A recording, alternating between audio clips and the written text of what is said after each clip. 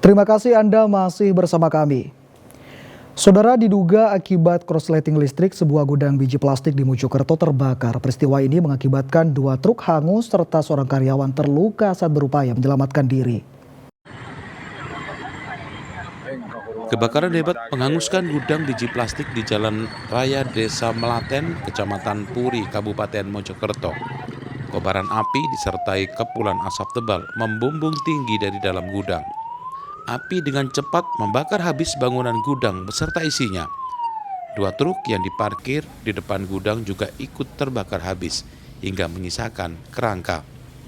Peristiwa ini sempat membuat panik sejumlah karyawan karena dalam kondisi gudang terkunci. Meski semuanya akhirnya selamat, namun seorang karyawan terluka saat berupaya melompat dari tembok gudang. Kebakaran padam setelah 3 mobil pemadam diterjunkan ke lokasi. Sekitar pukul 14 kami menerima laporan bahwa terjadi kebakaran di Desa Melaten, yaitu gudang plastik. Alhamdulillah bisa teratasi dengan baik, bisa dipadamkan secara cepat, api tidak bisa melebar kemana-mana. Siap. Selain gudang biji plastik, apa tadi yang terbakar? Apalagi yang terbakar? Ada 2 unit kendaraan truk tapi tidak dipakai, itu terbakar. Hingga kini penyebab pasti peristiwa kebakaran gudang biji plastik tersebut masih diselidiki polisi. Namun diduga kebakaran karena korsleting listrik. Dia Eko Purwoto melaporkan dari Mojokerto. Saudara, sebuah mobil terbakar di Jalan Raya Darmo, Surabaya. Beruntung pengemudi dapat keluar dari dalam mobil dan menyelamatkan diri. Api diduga berasal dari korsleting listrik lampu mobil hingga menjalar ke mesin dan ruang kemudi.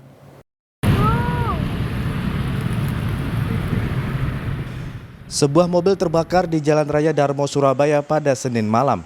Kobaran api yang membesar membakar bagian kap mesin hingga ruang kemudi. Beruntung pengemudi langsung keluar dari dalam mobil dan menyelamatkan diri. Petugas pemadam yang tiba langsung menyemprot sumber kobaran api. Menurut pengemudi Erwin, ia mengendarai mobilnya dari kota Malang. Sesampainya di kota Surabaya, ternyata keluar asap tebal dari dalam kap mobil.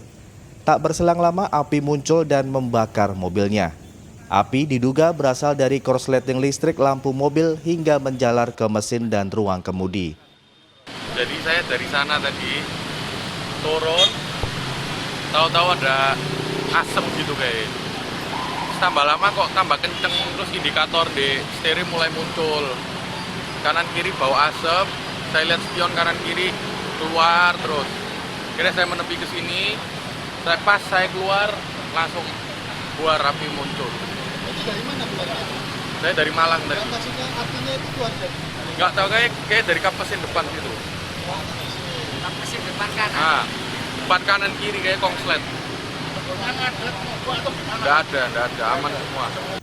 Tidak ada korban jiwa maupun luka-luka dalam peristiwa ini. Rahmat Hidayat melaporkan dari Surabaya. Kita beralih ke informasi lain, Saudara. Beragam cara unik dilakukan sekolah dalam masa pengenalan lingkungan sekolah atau MPLS bagi siswa baru.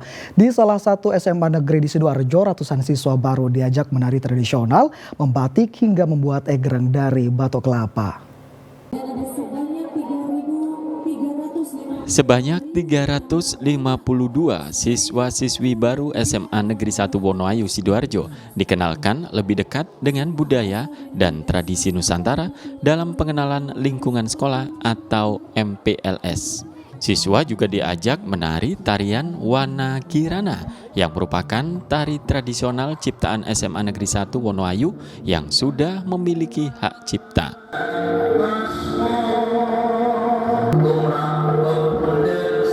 Selain itu, siswa juga diajak membuat mainan tradisional egrang dari batok kelapa serta diajari membatik sesuai kreasi masing-masing siswa. Bagi siswa baru, kegiatan MPLS dengan mengenalkan budaya Nusantara ini sangat menyenangkan karena jauh dari tindakan perpeloncoan yang biasanya identik dilakukan kepada siswa baru. Selain mengenal lingkungan sekolah, pihak sekolah ingin siswa baru juga mengenal budaya bangsanya.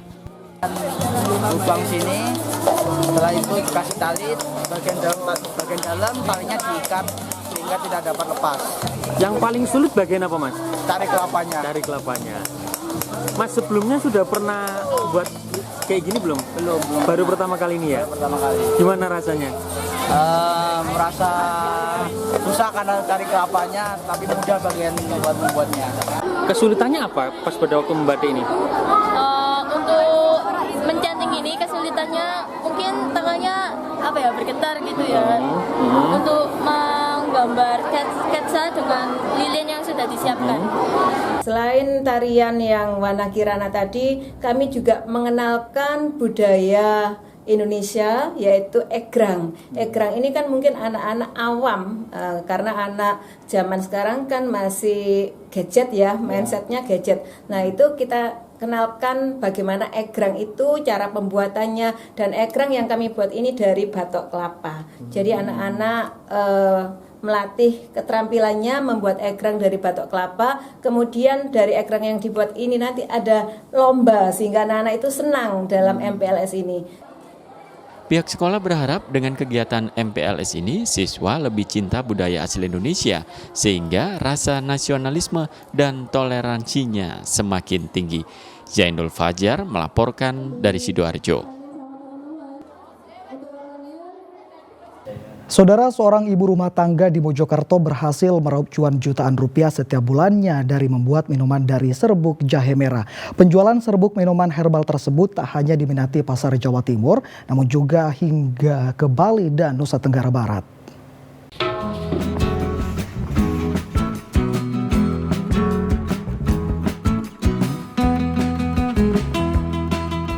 Maria Ulfa, warga Kecamatan Keranggan, Kota Mojokerto ini setiap hari di rumahnya dengan telaten memproduksi serbuk jahe merah untuk minuman. Ibu dua anak ini memulai usaha sejak 3 tahun silam. Kini berbagai kemasan serbuk jahe diproduksi berbagai kemasan mulai dari 25 hingga 200 gram. Hasilnya, omset jutaan rupiah bisa didapatnya setiap bulan. Dibantu 2 karyawannya, dalam sehari Maria Ulfa memproduksi 10 kg minuman herbal.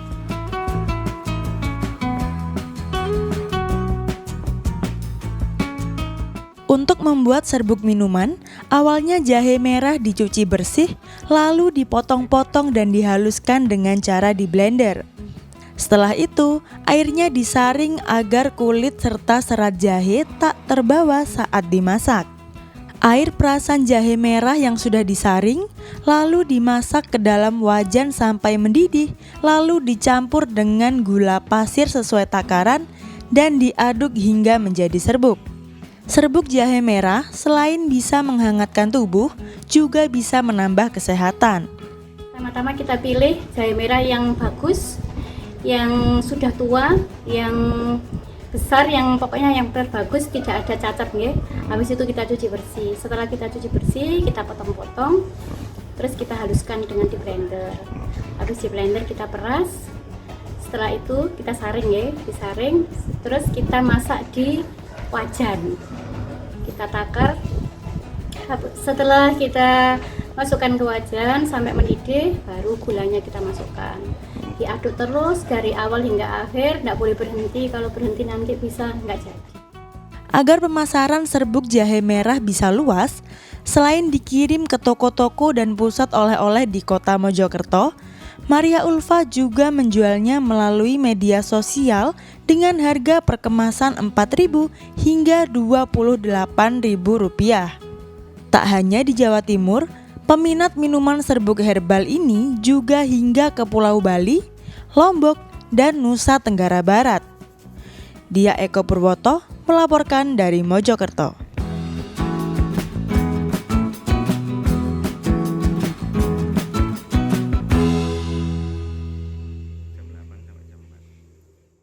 Ya, saudara, informasi tadi sekaligus mengakhiri kebersamaan kita di Liputan 6 Daerah Jawa Timur hari ini. Atas nama seluruh kru yang bertugas, saya Imam Fawaid mengucapkan terima kasih atas perhatian Anda, selamat beraktivitas dan salam SCTV.